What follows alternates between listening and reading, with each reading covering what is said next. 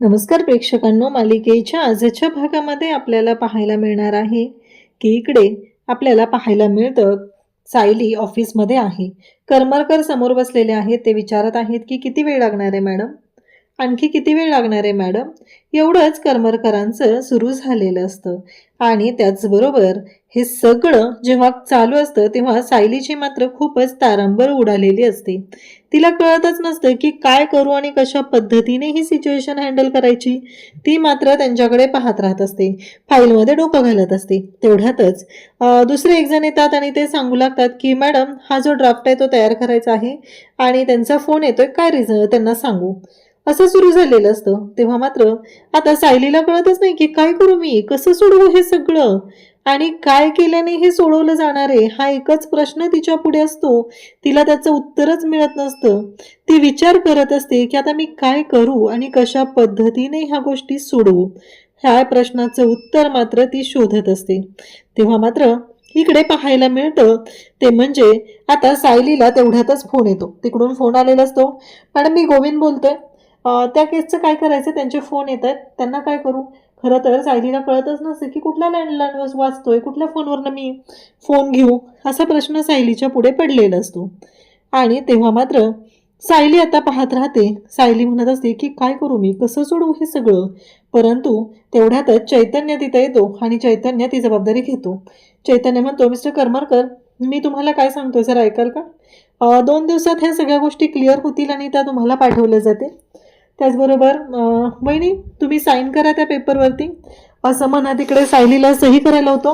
कारण सायलीला प्रश्न पडलेला असतो की मी सही करणं योग्य आहे का, म्हणजे आपण सही केली पाहिजे का, हा एकच प्रश्न सायलीच्या पुढे असतो. सायली आता डोकं धरून बसलेली असते. सायली म्हणत असते की काय करू, मी सोडवू शकते का हे सगळं, खरंच किती अवघड आहे हे सगळं. तेव्हा चैतन्य म्हणतो, काय झालं सायली बहिणी. तेव्हा सायली म्हणते, खरंच कळत नाहीये, पण आता ना मला रिलॅक्स व्हायची गरज आहे. एकच मार्ग आहे त्याच्यावरती. चैतन्य म्हणतो, कोणता. तेव्हा सायली सांगू लागते की यांना फोन करायचा. आणि असं म्हणत आता सायली अर्जुनला फोन लावायला घेते. तेव्हा मात्र सायलीच्या म्हणजे सायलीचे हे जे विचार आहेत ते मला काही पटलेले नाही आहेत प्रेक्षकांनो. तुम्ही पण विचार करा. एकतर अर्जुन ऑफिस कसं सांभाळतो आणि ही सायली कशी सांभाळते. एकतर सायलीला यातल्या काहीच गोष्टी माहीत नाही आहेत आणि सायली मात्र इकडे अर्जुनची मजा घेते. सायली अर्जुनला घरी कपडे धुणे, स्वयंपाक करणे ह्या गोष्टी सांगत आहे. खरं तर प्रेक्षकांना इथे असं करायला पाहिजे होतं. म्हणजे त्यांना जो संदेश द्यायचा आहे तो अगदी बरोबर आहे की बायकांची कामं कमी नसतात किंवा घरातल्या कुठल्याही कामाला कमी लेखू नये. पण आदलाबदली करून यामध्ये फायदा प्रियाचा व्हायला लागलाय. तिने तिकडे नागराजला मोबाईल नेऊन दिलेला आहे आणि नागराज बरोबर ती बोलतीये, नागराजला ती मदत करते. त्यामुळे काही पुरावे हातातले निसटू शकतात. कारण सायलीला अर्जुन इकडे किचनमध्ये अडकून पडलाय आणि काही गोष्टी सायलीच्या हातून पण सुटू शकतात. तेव्हा मात्र इकडे आता सायलीने अर्जुनला फोन केलाय. अर्जुन कपडे सुकायला टाकत असतो. अर्जुनला माहिती असतं सायलीने त्याला डिवचायला फोन केलेला आहे. मग मात्र सायली म्हणत असते, जमते का स्वयंपाक वगैरे. तेव्हा अर्जुन म्हणतो, नाही, ड्राफ्ट बनवायचे, लिगल ड्राफ्ट, जमणार आहे का तो. सायली म्हणते, कसला. तेवढ्यातच त्यांच्या ऑफिसमधला जो आहे एम्प्लॉय तो तिथे येतो आणि सांगतो की मॅडम याचा ड्राफ्ट बनवायचा आहे. तेव्हा सायली म्हणते, हा चालेल, ठेवा, मी ठीकर बनवून ठेवते असं सांगू लागते. तेव्हा मात्र तो तिथून जातो. पण इकडे अर्जुनच्या डोक्यातून मात्र विचार जात नसतात. अर्जुन म्हणत असतो की मान्य कर ना बायको, तू हरलेस, ये घरी, नाही जमणार तुला ऑफिसचं काम. तेव्हा सायली म्हणत असते, तुम्ही मान्य करा ना, तुमची स्वयंपाकाची कुठपर्यंत आली आहे तयारी. आणि चैतन्याच्या बोलण्यावरून आता सायलीला अर्जुन म्हणत असतो की तिथंही तुला त्या कामांसाठी कोणाची तरी मदत घ्यावीच लागत आहे ना. कारण तुला मी 1000 वेळा सांगितलं होतं की नाही जमणार आहे तुला, पण तू ऐकायला तयार नाहीये, तू हट्टाला पेटलेली आहे. आणि दोघं मिळून हसत असतात. कारण सायलीला मजा वाटत असते.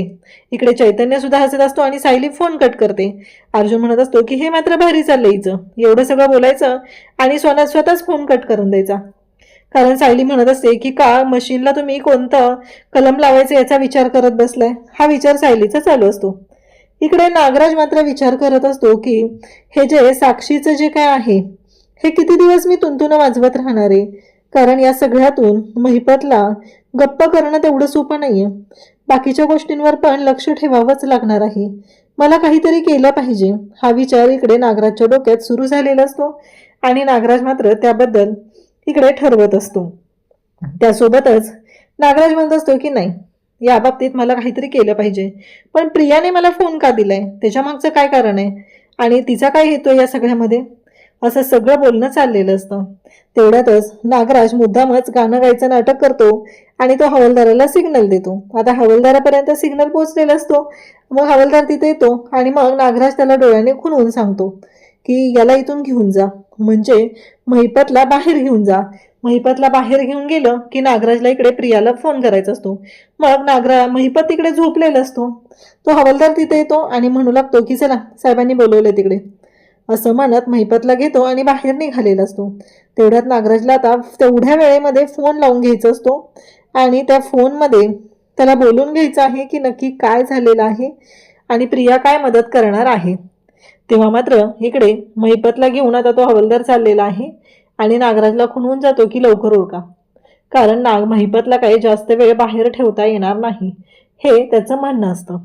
त्यासोबतच इकडे चैतन्य 2 चहा घेऊन येतो आणि सायलीला म्हणतो की सायली वहिनी हा चहा, असं म्हणत सायलीला त्याने चहा दिलेला असतो. त्यासोबतच चैतन्य सांगू लागतो की आता पुढे काय करायचं आहे. आणि त्याचबरोबर हे सगळं जे काही घडत असतं त्यावेळेस सायली म्हणत असते की रविराज काकांच्या त्या अपघाताच्या केसबद्दल विचार करत होते. मला एक कळत नाहीये की आपल्याला त्याच्यामध्ये आणखी काही पुरावे मिळतात का, ते बघावं लागणार आहे. कारण तो ट्रक कोणाचा होता, ट्रक कोणी दिलेला होता, काय याच्याबद्दल जर माहिती मिळाली, ट्रकचा मालक कोण होता हे जर आपल्याला कळलं तर आपण बरीच माहिती गोळा करू शकतो, असं इकडे सायली आता चैतन्याला बोलत असते. चैतन्य म्हणतो की चालेल, मी आत्ता लगेच त्या ह्याला बोलवून घेतो बाबूला आणि आपण माहिती काढूया. इकडे प्रिया नेमकी घराच्या बाहेर भटकायला पण निघालेलीच असते, कारण तिला तेवढंच काम आहे आणि ते तेवढंच तिला जमतं. तेवढ्यातच तिच्या मोबाईलवरती फोन आलेला असतो आणि तिला माहिती असतं की हा फोन कोणाचा आलाय, म्हणून ती थांबते आणि मग मात्र पुढच्या गोष्टींना सुरुवात होते. तेव्हा इकडे आता नागराजने फोन केलेला असतो. नागराज म्हणतो की तू कशाला फोन दिलास, नक्की काय आहे तुझ्या डोक्यात, काय आहे. तेव्हा प्रिया म्हणते की कसं आहे काका, तुम्हाला जर माझ्याशी बोला वाटलं तर तुम्ही मला याच्यावरती फोन करू शकता ना, म्हणून दिलाय. आणि कसं आहे, एक गोष्ट लक्षात ठेवा, मी तुमची पुतणी आहे आणि तुमची काळजी घेणं हे मला चांगलंच माहिती आहे आणि त्यासाठीच मी हे सगळं करत आहे, असं सांगू लागते.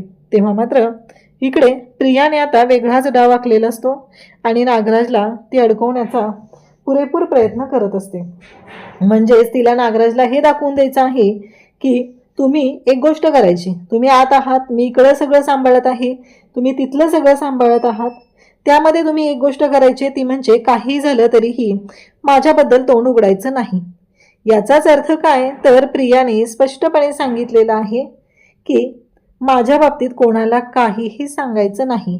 तेव्हा नागराज म्हणतो की हो बाई, तू खरी तन्वी आहे नाहीयेस ही गोष्ट मी कोणाला काहीच सांगणार नाही, असं इकडे स्पष्टपणे सगळं बोलणं झालेलं असतं. तेव्हा मात्र या सगळ्या गोष्टी घडत असतात आणि नेमकं काय होतं की आता बाबू ड्रायव्हर जो आहे त्याला बोलवून घेतलं जातं. इकडे प्रिया आणि नागराज यांच्यामध्ये बोलणं सुरू आहे. सायली बाबूला विचारते नक्की काय झालेलं होतं. बाबू म्हणतो की कधी एकदा तो महिपत त्याला शिक्षा होती असं झालंय. तेव्हा सायली म्हणते हो बरोबर आहे, कारण तो म्हणतो की मला इथे सगळ्या ह्याच्यामध्ये बसून राहायचा कंटाळा आलेला आहे, कधी एकदा त्या महिपतला शिक्षा होती आणि या सगळ्यातून मी बाहेर पडतोय असं झालेलं आहे. तेव्हा सायली म्हणते हो बरोबर आहे, लवकरच होईल, आता आपल्याला आणखी काही गोष्टी हव्या आहेत. मला फक्त एक सांगाल का की तो ट्रक जो होता त्याचा मालक कोण होता, म्हणजे हे सगळं कधी. तेव्हा तो सांगतो की 15 दिवस आधी आम्हाला कळलं होतं. मग ट्रक पण तुम्ही 15 दिवस आधीच अरेंज केला होता का. तेव्हा ते सांगतात की नाही, मला फक्त एवढं सांगण्यात आलेलं होतं की ते 3 जण आहेत, त्यातला एकही माणूस जिवंत राहता कामा नये, अशा पद्धतीने त्यांना संपवायचं आहे. आणि अचानक एक प्रॉब्लेम झाला, तो म्हणजे तो ट्रक मध्येच बंद पडला. इकडे प्रिया मात्र आता नागराजशी बोलत असते. नागराज म्हणत असतो की एक गोष्ट लक्षात ठेव, मी तुला जे काय सांगतोय ते ऐकून घे. आणि मग नागराज जो प्रियाला प्लॅन सांगत आहे, काय करायचं आहे, माझं काम करायचं आहे असं सांगितलं जात असतं. आणि तेव्हा मात्र इकडे प्रियाला या सगळ्या गोष्टी सांगितल्या जात असतात आणि प्रिया त्या नागराजच्या गोष्टी ऐकत असते. तेव्हा मात्र प्रश्न पडलेला असतो की हे सगळं काय आहे, ह्या सगळ्या गोष्टी अशा का घडत आहेत, हा एकच प्रश्न उभा राहिलेला असतो. तेव्हा मात्र इकडे नागराजने आता तिला सांगायला सुरुवात केलेली असते की काय करायचं आहे, कशा पद्धतीने गोष्टी करायच्या आहेत हे ठरलेलं असतं. प्रिया म्हणत असते की चालेल, मी करेल तुमचं काम, फक्त एक काम करा, तो मोबाईल आहे ना त्या पोलिसाकडे देऊन टाका. कसे उद्या पकडला गेलात ना तर प्रॉब्लेम नको ना, असं इकडे सांगितलं जातं. तेव्हा मात्र इकडे आपल्याला पाहायला मिळतं की सायलीला खूप उशीर झालाय ऑफिसमधून यायला, असं बोलत असतात. आणि मग मात्र इकडे अस्मिता म्हणते की मम्मा मला भूक लागली. अर्जुन किती वेळ लागणार आहे रे तुला अजून, असं म्हणत अस्मिता त्याला विचारत असते. तेव्हा विमल सांगत असते की हो, अर्जुन दादा आहेत ना आज मसाले भात करणार आहेत. अर्जुनच्या पुढे मसाल्यांचा डबा असतो आणि त्या मसाल्यांच्या डब्यामधले तो शोधाशोध करत असतो आणि मसाले शोधत असतो, परंतु त्याला मात्र त्यातलं कळतच नसतं की काय टाकायचं. मग हे बोलायला सुरुवात करतात की आजच्या दिवसात होईल ना मसाले भात, का म्हणजे अजून वेळ लागणारच आहे. तेव्हा अर्जुन म्हणतो हो हो होईल. मग अर्जुन ते मसाले हातात घेत असतो. तेव्हा प्रताप म्हणतो की जा ना तू जरा त्याला मदत कर ना, कसं आहे माहिती आहे का की भूक लागलेली आहे. तेव्हा त्याला कल्पना लगेचच म्हणते प्रतापला की हो, कसं आहे तुम्हाला भूक लागली म्हणून नाही, तर मी तर आत्ता जात आहे, ते म्हणजे अस्मिता उपाशी राहू नये म्हणून, या एका गोष्टीसाठी मी तयार झालेली आहे, असं इकडे कल्पना स्पष्टपणे सांगते. तेव्हा मात्र इकडे पाहायला मिळतं की आता प्रताप म्हणतो की चालेल. अर्जुन म्हणतो की नाही मामा त्याची काही गरज नाही आहे, माझी मी बनवतोय. विमल मात्र इकडे हसत असते. विमलला माहिती असतं की काय बनवलं जाणार आहे आणि कशा पद्धतीने बनवलं जाणार आहे. तेव्हा तिथे ते त्यातले वेलदोडे म्हणजे मसाला वेलदोडा, त्याचबरोबर दालचिनी, लवंग, मिरे आणि अर्जुनने हातात घेतलेलं असतं ते चक्री फूल. तेव्हा कल्पना सांगते की हे चक्री फूल आहे. तेव्हा अर्जुन म्हणतो हो का. तेव्हा कल्पना म्हणते की सायलीला हे फूल खूप आवडतं. सायलीने एकदा मसाले भातात ते टाकलं होतं आणि नेमकं तुझ्या दाताखाली ते आलं आणि तुला ते आवडलं नाही आहे. तेव्हापासून सायलीने ते चक्री फूल मसाल्यांमध्ये वापरायचं बंद केलं, असं आवर्जून कल्पनाने सांगितलेलं असतं. अर्जुन म्हणतो किती करता ना तुम्ही बायका खरंच, म्हणजे माहीत नव्हतं एवढं सगळं अशा पद्धतीने आमच्यासाठी केलं जात असेल, असं इकडे अर्जुन बोलत असतो. तेव्हा मात्र कल्पना म्हणते की हो, पण तू सहज म्हणाला होतास ना तुझ्या बायकोला घरातलं काम काय साधं असतं, त्याला काय एवढं महत्त्व नसतं, पण आता कळलं ना तुला काय असतं ते घरातल्या कामाचं महत्त्व. तेव्हा मात्र अर्जुन पाहतच राहतो. तेव्हा त्याच्या एक गोष्ट लक्षात आलेली आहे की आजतागायत अर्जुनला आवडत नाहीये म्हणून सायलीनं ते चक्री फूल वापरलेलं नाही, आणि ही गोष्ट मात्र आता अर्जुनला कळलेली आहे. तर इकडे अर्जुन विचार करत असतो आणि म्हणतो की चालेल मामा 10 मिनिटात आता मी मसाले भात तयार करतो, असं त्याने सांगितलेलं आहे. त्यासोबतच इकडे बाबू सांगत असतो, तो म्हणजे नेमकं काय झालं, आधीचा ट्रक कोणाकडून घेतला होता ते नाही माहिती, कारण तो ट्रक ऐनवेळी बंद पडला. मग मी महिपत सेठला फोन केला आणि त्यांना सांगितलं की असा असा प्रॉब्लेम झालेला आहे, तो ट्रक बंद पडलेला आहे. त्यावरती महिपत शेठकडून मला तिकडे सांगितलं गेलं की काय आजच्या आज बंद पडला म्हणजे दुरुस्त कर ना, त्याला काय एवढं. तेव्हा मात्र तो सांगतो की मी सांगितलं मला ट्रक चालवता येतो, तो दुरुस्त नाही करता येत. तेव्हा मात्र इकडे महिपत शेठने सांगितलं ठीक आहे मी बघतो. नागराज म्हणत असतो की काही झालं तरी महिपतला तो सांगत असतो की आजच्या आज काम झालं पाहिजे, ही संधी परत मिळेल का नाही माहीत नाहीये. मग आपण ट्रकचं बघूया, माझ्या ओळखीचा एक डीलर आहे, मी त्याला कॉल करतो, असं म्हणत नागराजने आता त्या डीलरला कॉल केलेला असतो आणि त्याला तो सांगतो की असं असा मला एक ट्रक हवा आहे आणि त्याचबरोबर ह्या सगळ्या ज्या गोष्टी आहेत त्या अशा पद्धतीने झालेल्या आहेत, असं सांगितलं जात असतं. तेव्हा मात्र इकडे एक रमेश आहे, ती व्यक्ती मला भेटायला येते आणि त्या व्यक्तीने सांगितलेलं असतं की हा ट्रक जो आहे तो दिलेला आहे आणि हे घे. मग सायली विचारते त्या रमेशच्या बाबतीत काही सांगू शकशील का. तेव्हा बाबू तिला सांगायला सुरुवात करतो नक्की काय झालेलं होतं, कशा पद्धतीने गोष्टी होत्या. चैतन्य आणि त्याचबरोबर सायली सगळं ऐकत असतात, शांतपणे सगळ्या गोष्टी उलगडल्या जात असतात. तेव्हा मात्र इकडे तो सांगतो की मी तिथं वाट बघत होतो आणि त्यानंतर तो ट्रक आला आणि तो ट्रक मी ताब्यात घेतला आणि पुढचं काम केलेलं आहे, असं त्याने स्पष्टपणे सांगितलेलं असतं. तेव्हा मात्र सायली चैतन्य हे सगळं ऐकत असतात. मग तो माणूस आठवतोय का, तो रमेश जो आहे त्याचा चेहरा आठवतोय का? हे म्हटल्याबरोबर तो सांगतो की हो, आठवतोय. मग आता रमेशला शोधून तर काढायचा आहे, परंतु रमेश कसा कसा शोधायचा रमेश, हा मोठा प्रश्न उभा असतो. तेव्हा स्केच आर्टिस्टला बनवूया आणि आपण स्केच काढून घेऊया. जर यांना आठवत असेल तर काय प्रॉब्लेम आहे, असं चैतन्य आणि सायली या दोघांचंही ठरतं. मग स्केच आर्टिस्टला बोलवलं जातं आणि स्केच आर्टिस्टच्या मदतीने स्केच ड्रॉ केलं जातं. आणि जेव्हा ते स्केच ड्रॉ होतंय तेव्हा मात्र एक गोष्ट समोर येते आणि अगदी परफेक्ट रमेशचं चित्र तिथं रेखाटलेलं असतं. बाबू सांगतो की हो, हाच रमेश. त्या क्षणी आता एक काम केलेलं असतं, ते म्हणजे सायलीने आता इन्स्पेक्टर सावंतांना फोन केलेला आहे आणि इन्स्पेक्टर सावंतांना सायलीने ते स्केच दिलेलं आहे आणि सांगितले या माणसाचा शोध घ्या. इकडे सायली अर्जुनने काम तर जोरदार सुरू केलेलं असतं. आता सायली घरी आलेली असते ऑफिसमधून.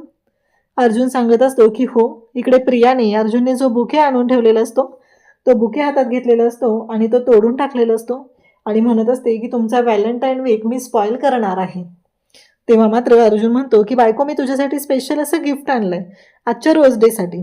मग तो लगेचच ते स्पेशल गिफ्ट जे आहे ते आणण्यासाठी जातो, पण तिथे त्याला काही मिळत नाही. सायली म्हणते मी पण तुमच्यासाठी स्पेशल काहीतरी आणलंय आणि सायलीने एक सुंदर असा बुके आणलेला असतो आणि त्यासोबतच इकडे ॲफ्रन असतं ज्याच्यावरती अन्नपूर्णा लिहिलेलं असतं, ते ॲफ्रन त्याला देते आणि अर्जुन मग चक्री फूल घेतो आणि ते चक्री फूल सायलीला देतो. सायली आनंदाने ते स्वीकारते आणि सांगू लागते की खरं तर असं गिफ्ट मी पाहिलंच नव्हतं आजपर्यंत, असं फूल कोणत्याच नवऱ्याने दिलेलं नसेल. असं म्हणत सायलीने आनंदाने ते जे फूल आहे ते स्वीकारलेलं असतं आणि ती अर्जुनकडे पाहतच राहते. त्यासोबतच इकडे आपल्याला पाहायला मिळतं की दोघंही खूप खुश झालेले असतात आणि अशा पद्धतीने स्पेशल असा दोघांचाही व्हॅलेंटाईन वीक आता छान पद्धतीने सेलिब्रेट झालेला असतो आणि त्याचबरोबर प्रियाचा प्लॅन मात्र फ्लॉप झालेला असतो. अशाच अपडेटसाठी चॅनलशी कनेक्ट राहा. थँक्यू.